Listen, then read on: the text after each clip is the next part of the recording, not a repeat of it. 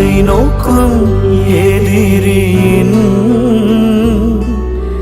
கண்ணின் முன்பில் பதறாதே. கண்மணி போல் காக்கும் கரங்களில் உன்னை மூடி மறைத்தாரே.